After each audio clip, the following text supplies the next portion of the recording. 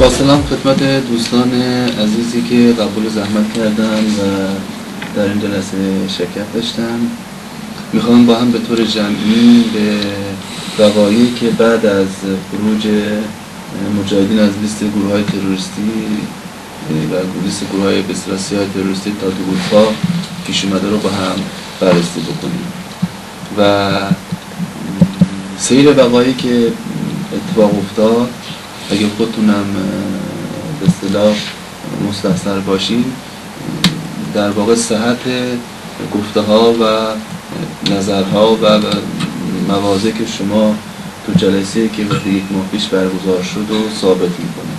که خروج مجاهدین از این لیست نه تنها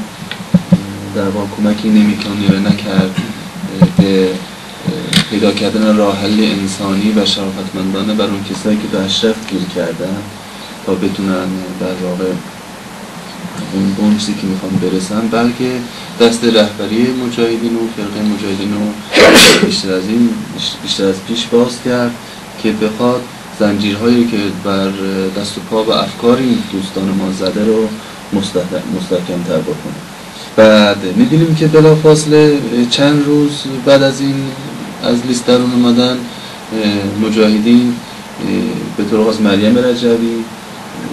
موضوع رو مطرح میکنه که چون آمریکا مجاهدین خل اصطلاح کرده بنابراین ما یا آمریکا میریم یا عراق میریم، یعنی یکی این دوتا رو به اصطلاح انتخاب کرد و هیچ راه حل دیگه وجود نداره.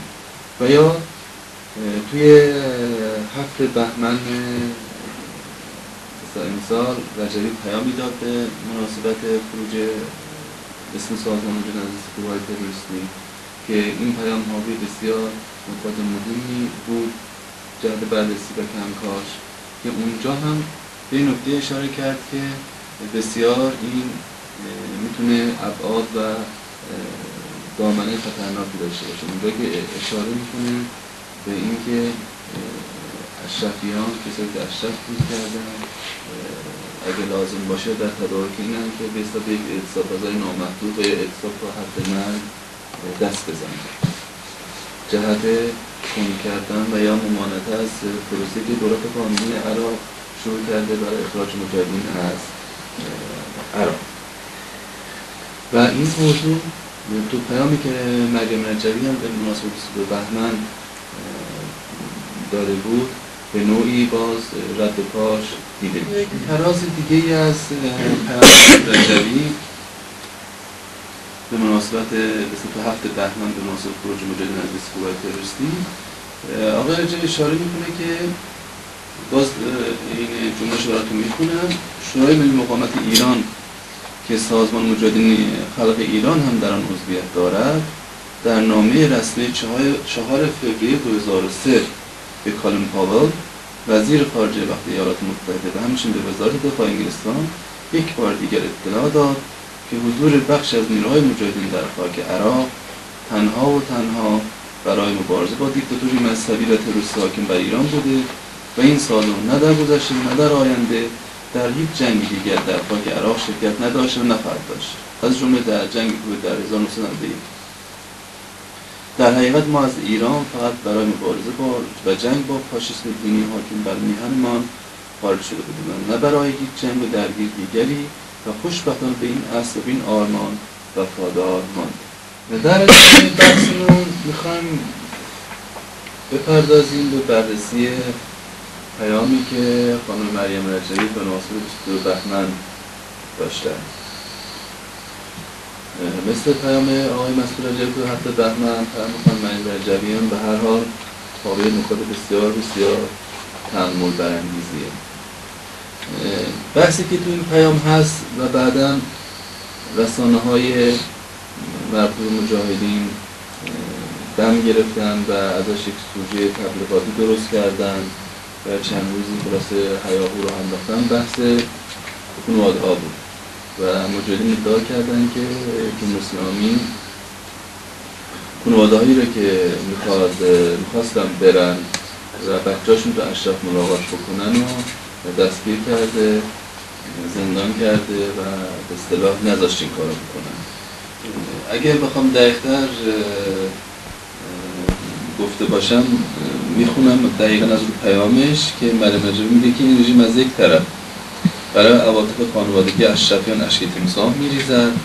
و از طرف دیگر خانواده‌هایی را که میخوان به دور و خارج از تورهای سازمان یافته توسط وزارت بدنام خودشان مستقلاً به دیدار فرزندانشان به اشرف بروند دستگیر میکند و حتی مادران 80 ساله هم دستگیر و با ضرب و شتم به شکنجهگاه اوین میفرستد و خانه و اموال آنها را هم به یغما میبرد. بر همین سیاق آخوندها و دشخیمان اطلاعات مزدورانشان از یک طرف برای جوانانی که عمر خود را محصور در اشرف سپری می‌کنند اسف و اندوه می‌خورند و دل می‌سوزانند، اما از طرف دیگر در داخل ایران در چشم جوانان هم با حکم دیوان عالی خود اسید تجربه می‌کنند. یه بحثی که وجود داره که طبعا همتون پولانش هسته، اینه که رو بگذاریم از گروه‌هایی که رجبی از 33 سال پیش بیمار رو خورده همه اعضا سازمان خودش داده. یعنی اگر از بعد پیروزی انقلاب در سال 50 به این بر شما بخواین حساب بکنیم، هیچ یک از تحلیل‌ها وعده‌ها و حرفای رجبی درست در نمیاد. یعنی اگر تخصصی رو به شکل آقای رجبی داد، متخصص تحلیل‌های غلط خالی بندی به هر حال پیمون درستم دو تا حرفش درست در بیاد دیگه. حالا باش این یه دونه از تحلیل ها و حرفاش درست در نمیاد و منطقه خودشون مدعی که مغز کله و دنیا رو به انگشتش میخواد بچرخونه. حالا یکی از چیزهایی که همیشه این داشتیم بودی که به هر حال در مقابله با موج فشار و نارضایتی که درون خود مجاهدین هست برای اینکه اینا رو مهار بهش بزنه، همیشه اومده به اصطلاح برای اینکه دهن مخالفین رو ببنده و موقت مسئله‌شون حل بکنه سرپرستایی میکنه. میگه به فرض مثلا تا فلان وقت مهلت بدیم، بعدش مثلا یا حرف من درست در بدیم که هر کی خواست مثلا میره هر جا که هست. این موضوع به طور خاص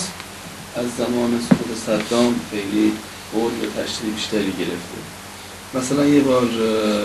بعد سقوط صدام گفتی که 2004 تنگ تکلیف میشیم، اگه نشدیم خب هر کی سرخواهی خواست بکنه تصمیمش رو خودش میگیره. بعد موعد مقرر رسید، رجبی به وعدش عمل نکرد. بعد ژانویه 2008 رو سرپرست قرار داد و ازش به عنوان چون 2 سال هنوز از دوره ریاست جمهوری فروش پسر مونده بود و بهش با عنوان شراب 2 ساله اسم برد. 2 سال من مهلت بودیم، اگر بعد از 2 سال در واقع چیز نشد هر کسی مخیره که هر کاری خواست رو بکنه. ما میگیم 2008 هم رسید و پوش هم رفت و اومد و جاش و بازم تحلیل رجبی درست در نیامد. منتها رجبی نه تنها به بعدش عمل نکرد، بلکه الان بعد از خروج از سکولار تروریستی تابیدها هم همچنان بر محاصره و زندانی و در بند بودن ساکنین گیر افتاده در اشرف تاکید.